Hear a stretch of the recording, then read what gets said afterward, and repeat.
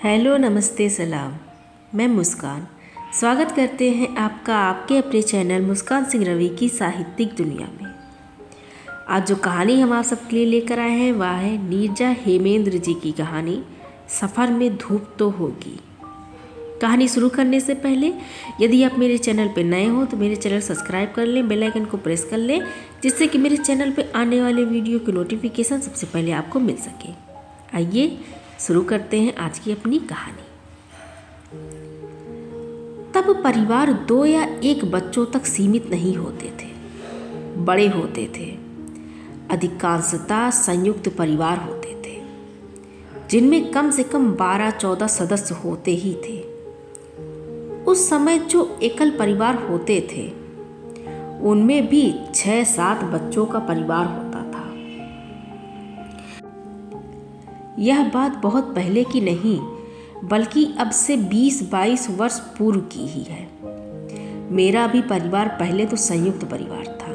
मेरे बाबूजी, ताऊजी व मेरी 3 बुआ थी।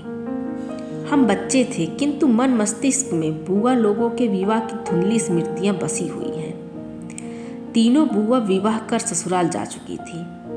अब तो यदा कदा किसी पर्व आदि पर ही मायके आती थी। हम सब एक भरे पूरे संयुक्त परिवार में बड़े होने लगे। फिर ना जाने क्या हुआ, किसी घरेलू विवाद में ताऊ जी और मेरे बाबूजी अलग हो गए, अर्थात घर का बंटवारा हो गया। दादाजी का घर बड़ा था, खेत खलिहान भी ठीक ठाक थे, अतः दोनों भाइयों के हिस्से में अच्छी खासी संपत्ति आई। हम 6 भाई बहन थे। ताऊ जी के 7 बच्चे थे। हमारे घर अवश्य बटे थे। रसोई भी अलग हो गई थी, किंतु हम सभी भाई बहनों में बातचीत होती थी। बंटवारे का प्रभाव हम बच्चों को पर नहीं पड़ पाया था, ना ही घर में हमें कोई आपस में बात करने या खेलने से रोकता था। ताऊ जी के बच्चे हमारे घर के आंगन में खेलने आते थे। हम भाई बहन ताऊ जी के घर खेलने जाते थे।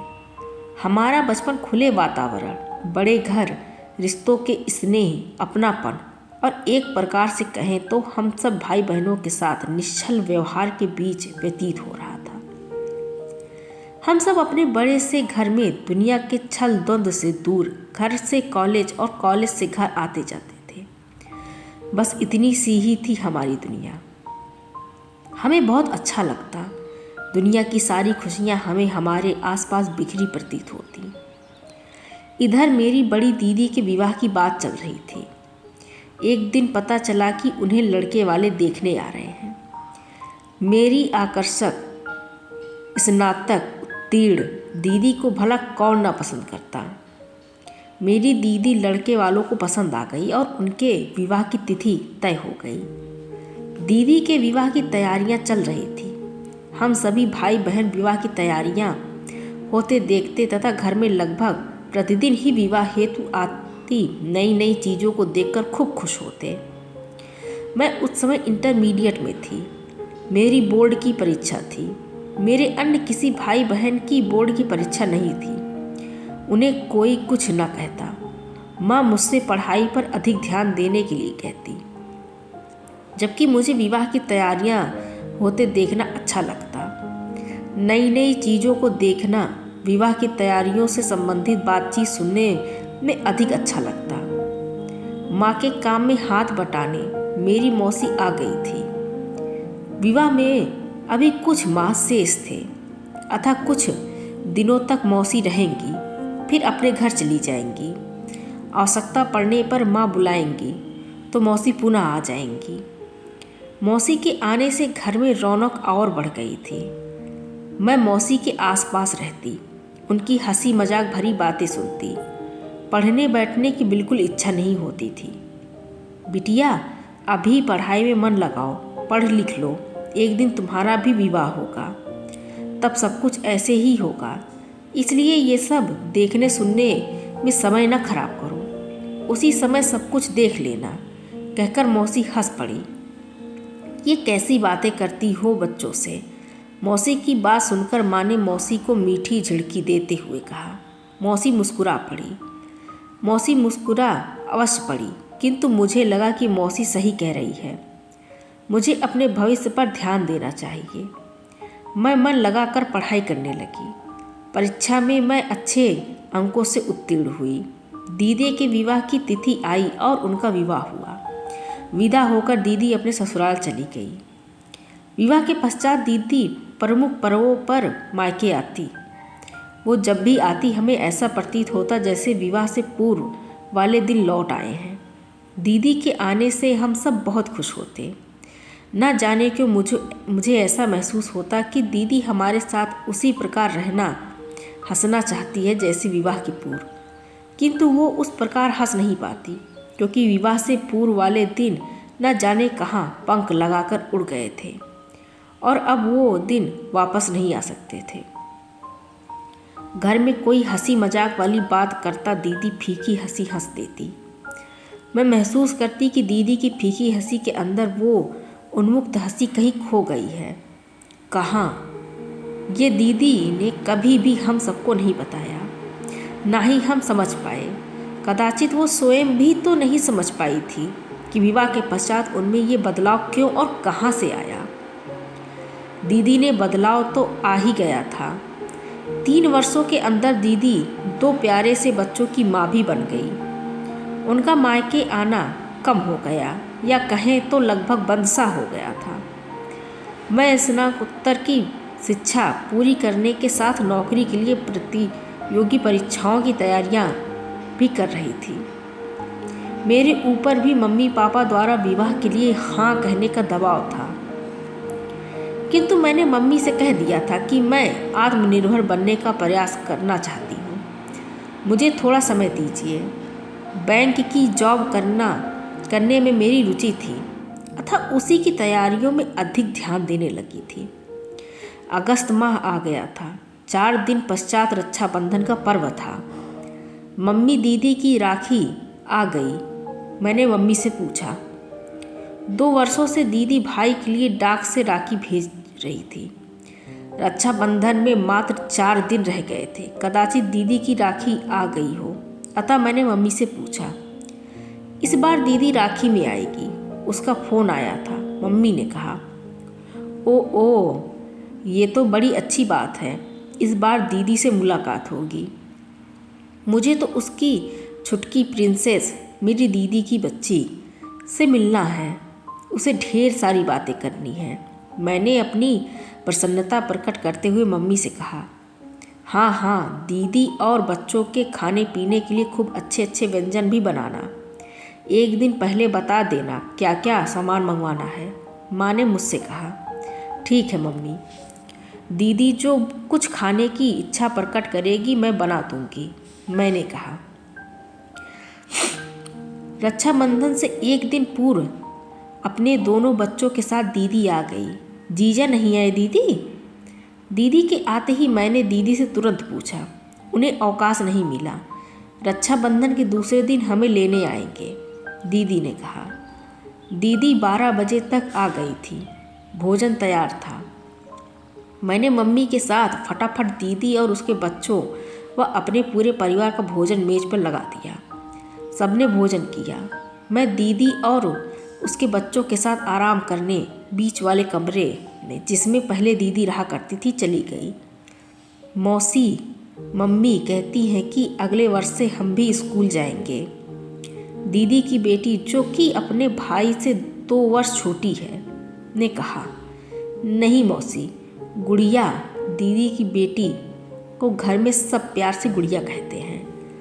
हमसे 2 साल बाद स्कूल जाएगी, पहले मैं जाऊंगा, दीदी के बेटे ने कहा। बड़े होने से क्या होता है, स्कूल तो पहले जाया जा सकता है, क्यों मौसी? दीदी की बेटी ने कहा। दीदी के बच्चों की बातें सुनकर मैं खिलखिलाकर हंस पड़ी। दीदी हौले से मुस्कुरा पड़ी। मेरे हंसने की आवाज़ सुनकर मेरे दोनों भाई भी कमरे में आ गए। अच्छा, मुझे अकेला छोड़कर मेरी दोनों बहनें यहाँ गपशप कर रही हैं, कहते हुए भाई भी आकर हमारे पास बैठकर हमारी बात में शामिल हो गए। हम देर तक बातें करते रहे, नाते रिश्तेदारों की, उनके बच्चों की, पड़ोसियों की, कॉलेज के मित्रों की, फिल्मों की। ओह, ना जाने कितनी बातें हम करते रहे। कितनी बातें करते हुए 2 घंटे न जाने कब बीत गए। दीदी, हमारे कोचिंग का समय हो रहा है, अभी आते हैं। शेष बातें हमारे आने पर होंगी। बड़े ही स्टाइल से कहते हुए भाई चले गए। भाइयों के कहने का नटखट सा ढंग देखकर हम बहनें हंस पड़ी। दीदी के दोनों बच्चे सो गए थे। दीदी बैठी न जाने क्या सोच रही थी। चाय बना लाएं दीदी? मैंने दीदी से पूछा, क्योंकि शाम के लगभग 5 बजने वाले थे। नहीं, अभी नहीं, जब पापा आएंगे तभी मम्मी पापा के साथ हम भी पिएंगे, दीदी ने कहा। तुम्हारी नौकरी का क्या चल रहा है? सहसा दीदी ने मुझसे पूछ लिया। अभी तो फाइनल ईयर के एग्ज़ाम होने वाले हैं। उनकी तैयारी के पश्चात जो समय बचता है उसमें नौकरी की तैयारी करती हूँ। दीदी द्वारा सासा नौकरी के लिए पूछे गए प्रश्न पर मैंने थोड़ा हड़बड़ाहट कर गई। मैं हड़बड़ा इसलिए भी गई क्योंकि दीदी ने नौकरी की बात अत्यंत गंभीरता से की थी, मानो उनकी दृष्टि में महिलाओं के लिए आत्मनिर्भरता अति आवश्यक है। कुछ क्षण के लिए मैं सोचने लगी कि आखिर दीदी को ये आवश्यक क्यों लगा। क्यों? मेरी एक बात मानना, जब तक नौकरी न मिल जाए या जब तक आत्मनिर्भर न हो जाना, तब तक विवाह न करना। मुझसे कहते हुए ऐसा लगा जैसे दीदी रो पड़ेंगी। नौकरी के लिए पूरा प्रयास करूंगी। मुझे पूरा विश्वास है कि परिश्रम करूंगी तो सफलता भी मिलेगी। किंतु दीदी, आपके नेत्र भीगे क्यों हैं? क्या कोई परेशानी है दीदी आपको? मैंने दीदी के चेहरे की ओर देखते हुए पूछा। नहीं, कोई परेशानी नहीं है, बस मैं ही तो वो पहले वाली तेरी दीदी नहीं रही, तो अब परेशानी कैसी और किसे? कहकर दीदी चुप हो गई। दीदी की बात सुनकर मैं सकते में थी।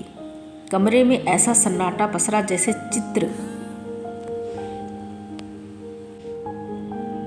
चैत्र की धूप भरी दोपहर को साय साय करता सन्नाटा। ऐसा लग रहा था जैसे मैं रो पड़ूंगी। किसी प्रकार स्वयं को संयत किया। वो क्या है ना, विवाह के पश्चात जीवन बहुत बदल जाता है। अपनी इच्छा, अपने सपने, यहाँ तक कि अपना जीवन भी अपना नहीं रहता। बड़ी दीदी होने के कारण अपने अनुभव से यही बता सकती हूँ कि आत्मनिर्भरता सब कुछ नहीं है तो भी बहुत कुछ है। यह अपने जीवन के लिए कुछ सोचने की क्षमता देता है, अपने लिए भी थोड़ा सा जीने का समय देता है, अन्यथा तो जीवन बस व्यतीत होता रहता है। कहकर दीदी चुप हो गई। मैंने महसूस किया कि उनके चेहरे पे थोड़ी नहीं बल्कि बहुत गहरी उदासी लिपटी है। किंतु दीदी, आप तो, मैं पढ़ाई अवश्य की, किंतु आत्मनिर्भर होने का स्वप्न लिए यहाँ से विदा हो गई। अब मेरा जीवन मेरे बच्चों के लिए है, ये तो मेरा सौभाग्य है। इसके अतिरिक्त मेरे जीवन में अपने लिए कुछ शेष नहीं। मेरी बात पूरी होने से पूर्व ही दीदी ने अपनी बात कह दी। दीदी, मैं आपकी बात को सदा स्मरण रखूंगी। मैं भी आपको यही बताने वाली थी कि मैं कुछ करने के पश्चात ही विवाह करूंगी। यद्यपि मम्मी पापा शीघ्र मेरा विवाह कर अपना उत्तरदायित्व पूरा करना चाहते हैं। वे अपनी जगह सही हैं, किंतु मैं उन्हें थोड़े प्रतीक्षा करने के लिए कहूँगी, मैंने दीदी से कहा। दीदी ने मेरी ओर देखा। उनके चेहरे पे असीम संतोष झलक आया था। 2 दिनों तक घर में खुशियों का वातावरण रहा। तीसरे दिन जीजा आए और दीदी की विदाई हो गई। 2 वर्ष के पश्चात इस राखी में दीदी आई थी, तो उसके जाने के पश्चात सूना घर बहुत दिनों तक हमें रुलाता रहा। दिन व्यतीत होता जा रहे थे। समय रूपी चिकित्सक जीवन के बड़े से बड़े घाव को भर देता है। दीदी के जाने से सूने घर का सूनापन कुछ सीमा तक समय से भर दिया। सभी अपने अपने कार्यों में व्यस्त हो गए। अब ताऊ जी के बच्चों में कुछ का विवाह हो गया था। जो थे उनसे भी समय बढ़ने के साथ रिश्तों में दूरियां बढ़ गई थी। मात्र औपचारिकता शेष रह गई थी। मेरी स्नातकोत्तर की वार्षिक परीक्षाएं संपन्न हो गई थी। मैंने अपने लक्ष्य से विलग नहीं हुई। बैंक की नौकरी के लिए तैयारी तथा रिक्तियां निकलने पर फॉर्म भरना तथा परीक्षाएं भी देती रही और एक दिन बैंक में मेरी नियुक्ति का पत्र मेरे हाथ में था। घर में खुशियों का जैसे प्रवाह सा हो गया। पापा तो खुश थे ही, उनसे अधिक खुश मेरी मम्मी थी। उन्हें अब प्रतीत हो रहा था कि मेरी नौकरी लग जाने के पश्चात शीघ्र उनका एक बड़ा उत्तरदायित्व पूर्ण हो जाएगा। मम्मी का वो बड़ा उत्तरदायित्व यही था कि अब मेरा विवाह एक नौकरी करते हुए लड़के से हो जाए। उधर मैं नौकरी ज्वाइन करके व्यस्त हो गई। मुझे भी मेरा लक्ष्य प्राप्त हो गया था। दीदी ने सुना तो फ़ोन पर उनकी खुशियाँ छुपाए नहीं छुप रही थी।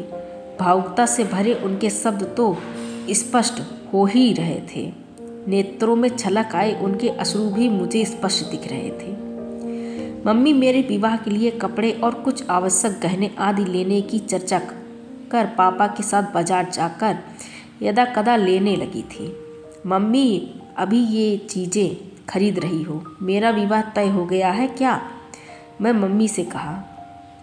तय नहीं हुआ है तो हो ही जाएगा। तू नौकरी करने लगी है तो अब देर क्यों होगी? मम्मी ने किसी विजेता की भांति कहा।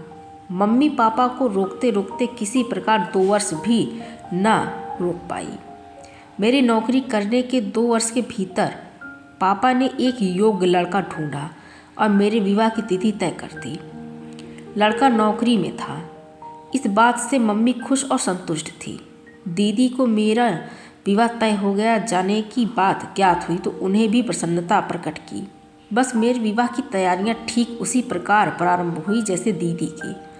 सब कुछ दीदी के विवाह की तरह हुआ। मुझे भी मेरे माता पिता ने वो सब कुछ विदाई में दिया जितना दीदी को दिया था। मेरे पति के साथ उनके परिवार के लोगों को भी, जिन्हें मेरे पति के माता पिता द्वारा बताया गया, सबको उपहार दिया। वो सब कुछ उपहार नहीं था, मेरी दृष्टि में पूर्णतः दहेज था। किंतु कोई बात नहीं, मेरे माता पिता ने मेरी खुशी के लिए वो सब कुछ दिया था। मेरे लिए भी उन वस्तुओं का कोई मूल्य नहीं। मैं आत्मनिर्भर हूँ तो वे चीज़ें मेरे लिए कोई मायने नहीं रखती, क्योंकि उनमें उपहार वाले स्नेह का भाव नहीं, बल्कि उनमें मेरे माता पिता द्वारा घर के खर्चों में कटौती कर उपहार के नाम पर दहेज खरीदने की व्यवस्था थी। जो भी हो, जैसा भी हो, मेरा विवाह कर मेरे माता पिता की प्रसन्नता देखते ही बनती थी। दीदी की भांति मैं भी विदा होकर ससुराल आ गई। अपने विवाह के लिए मैंने लगभग 10 दिनों का अवकाश लिया था। वो अवकाश ससुराल जाने के चौथे दिन समाप्त हो जाना था। 5वें दिन मुझे बैंक में अपनी उपस्थिति देनी थी। ये सब कुछ ठीक से संपन्न हो गया।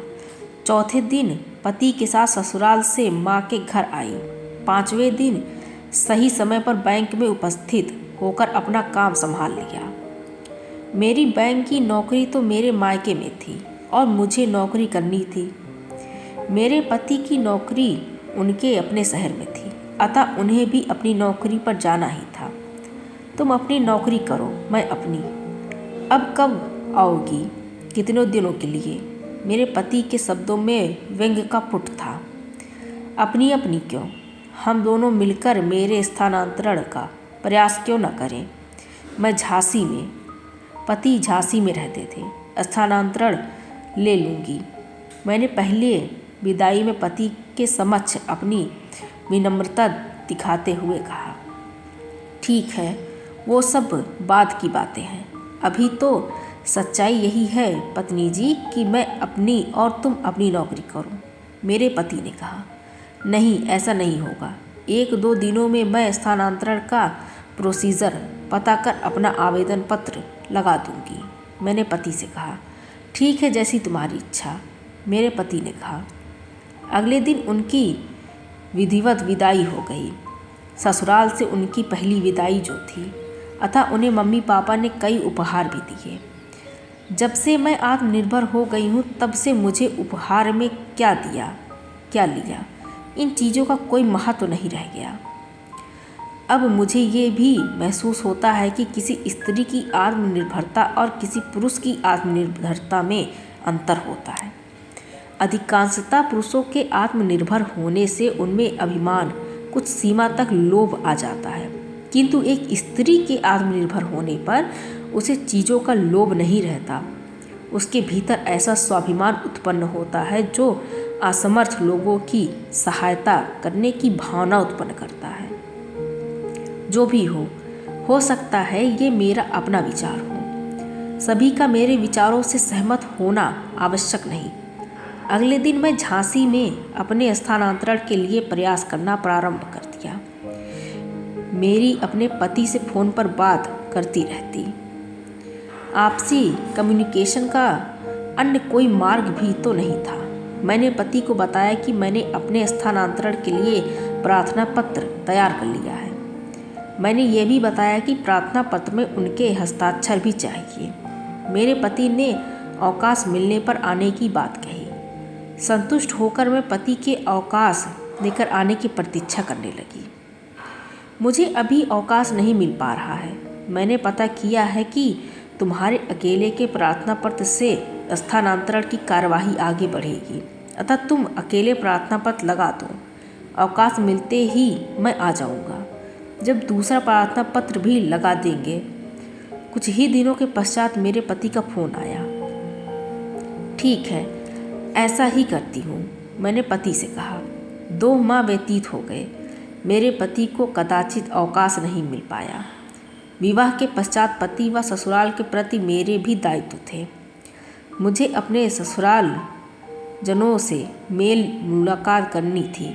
बहुत दिनों से किसी से मिलना नहीं हो पाया था, अतः मैं 4 दिनों का अवकाश लेकर अपने भाई के साथ झांसी गई। अपने आने की सूचना मैंने अपने सासू माँ को फ़ोन कर बता दिया था। मैं दिन के लगभग 1 बजे ससुराल पहुँच गई। सभी लोग घर में थे क्योंकि वो अवकाश का दिन था।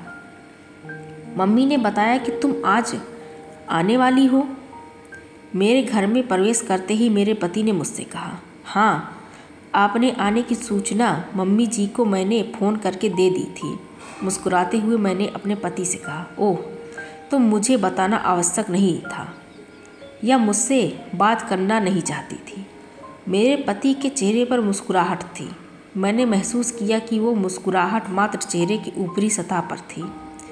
जो भी हो, मेरे पति ने आने पर प्रसन्नता दिखाई, इससे मैं प्रसन्न थी। आप कब अवकाश लेंगे? हमारे स्थानांतरण के प्रार्थना पत्र पर आपके भी हस्ताक्षर होंगे, तब काम शीघ्र होगा। आप मेरे साथ बैंक के मुख्यालय चलकर निर्देशक से मिल लेंगे तो और शीघ्र विचार हो सकता है। अगले दिन मेरे पति कार्यालय जाने के लिए तैयार हो रहे थे तो मैंने कहा, ठीक है, अवकाश मिलते ही आऊँगा। उसी समय बात कुछ आगे बढ़ेगी, तब तक प्रतीक्षा करनी पड़ेगी। प्रतीक्षा करो।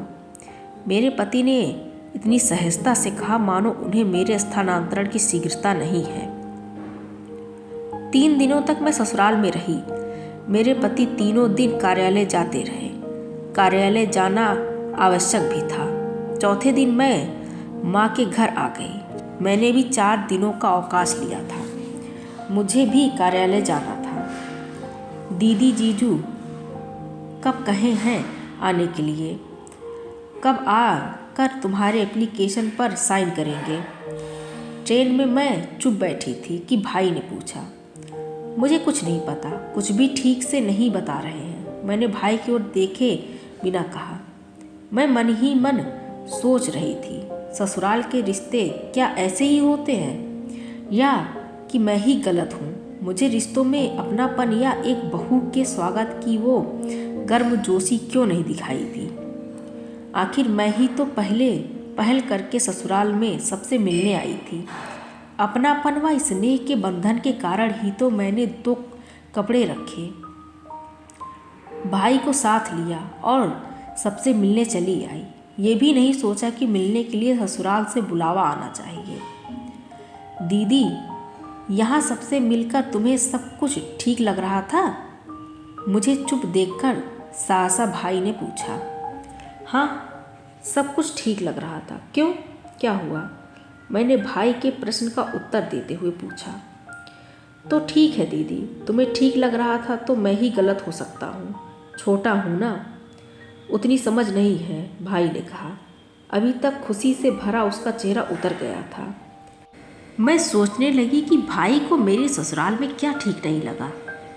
क्या भाई ने भी वही महसूस किया था जो मैंने? कुछ देर तक सोचने और कोई विशेष बात न होने के कारण मैंने इस विषय पर सोचना छोड़ दिया। अगले दिन कार्यालय जाकर अपने स्थानांतरण के प्रयास में अगला कदम क्या होना है इस पर विचार करने लगी। सोचती रही किंतु कुछ भी समझ नहीं आ रहा था कि अपने पति के बिना स्थानांतरण का प्रयास कैसे करूंगी। मैं कुछ दिनों तक इस विषय पर सोचना छोड़कर कार्यालय और घर की दिनचर्या में लगी रही। घर घर, कैसा घर? किसका घर? माता पिता का घर, जहाँ मैं पैदा हुई, पढ़ लिखकर इस योग्य बनी कि अपने पैरों पर खड़ी हो सकी। वो मेरा जन्म स्थान, मेरा अपना घर नहीं रहा। मेरे विवाह के पश्चात मम्मी यही तो कहती हैं कि बैंक से आकर कुछ देर आराम किया करो, अपने घर जाओगी तो जो चाहे करना। अपने घर जाना है, यही सोचकर मैं अपने पति को लगभग प्रतिदिन फ़ोन करती। मेरे पति का फ़ोन भी यदा कदा आ जाता। लगभग 1 वर्ष होने को आ गए। मेरे पति को अवकाश नहीं मिला। इतना अवकाश अवश्य मिल जाता कि प्रतिमा मेरी सैलरी से एक हिस्सा अपने अकाउंट में डालने के लिए फ़ोन कर देते। मेरी परेशानी देखकर एक दिन मेरे मैनेजर ने मेल से अपनी एप्लीकेशन बैंक के मुख्यालय के साथ सभी परदेशी कार्यालयों में भेजने के लिए कहा। मैंने ऐसा ही किया। मेरी मेल का प्रभाव पड़ा। मेरी व्यवस्था मेरे विभाग ने समझा और शीघ्र होने वाले स्थानांतरण की सूची में मेरा नाम डाल दिया। घर पहुंचकर सबसे पहले मम्मी पापा को यह सूचना दी। मेरे स्थानांतरण की खबर पाकर वे अत्यंत प्रसन्न थे। फुर्सत से पति से बात करने तथा यह सुखद सूचना देने के लिए मैंने अपने कमरे में जाकर उन्हें फ़ोन मिला दिया। क्या परेशानी थी तुम्हें वहाँ रहने में? अपना स्थानांतरण यहाँ कराने के लिए इतना भाग दौड़ करने की क्या आवश्यकता थी? जैसे वहाँ रह रही हो वैसे ही यहाँ रहोगी। पति की बात सुनकर मैं सन्नाटे में आ गई और चुप हो गई। कुछ नहीं बल्कि सब कुछ समझ में आने लगा। न जाने क्या जल्दी पड़ी है यहाँ आकर रहने की, धीमी आवाज़ में बुदबुदाते हुए पति ने कहा और फ़ोन रख दिया। कुछ देर तक मैं यूं ही फ़ोन पकड़े बैठी रही, सोचती रही कि मुझे अब क्या करना चाहिए। बेटा, चाय पीने आओ, ठंडी हो जाएगी, मुझे बुलाने के लिए मम्मी ने आवाज़ दी। आ रही हूँ मम्मी, चाय ठंडी नहीं होने पाएगी, समय से निर्णय लूँगी और समय पर आऊँगी, कहते हुए मैं चाय पीने डाइनिंग मेज पर आकर बैठ गई। न जाने क्या बोलती है ये लड़की, कुछ समझ में नहीं आता, कहते हुए मम्मी रसोई में नाश्ता लेने चली गई। मेरे पहुंचने से पूर्व भाई डाइनिंग मेज पर बैठ मेरी प्रतीक्षा कर रहा था।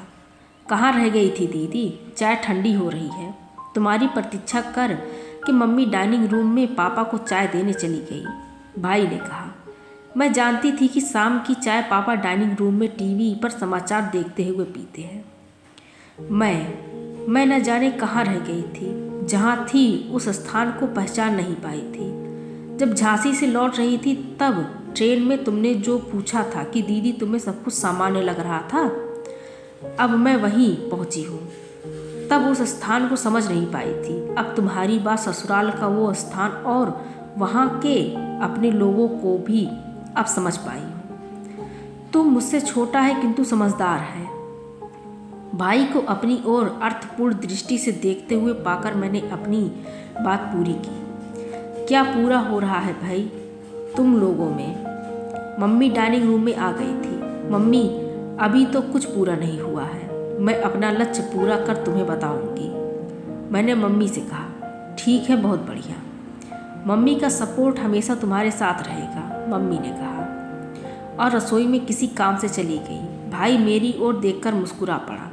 उसकी मुस्कुराहट सामान्य मुस्कुराहट नहीं थी, बल्कि एक फीकी और उदासी मुस्कुराहट थी। मैंने भी सोच लिया कि अपने भाई बहनों और मम्मी पापा के चेहरे पर वास्तविक मुस्कुराहट लाना शेष है।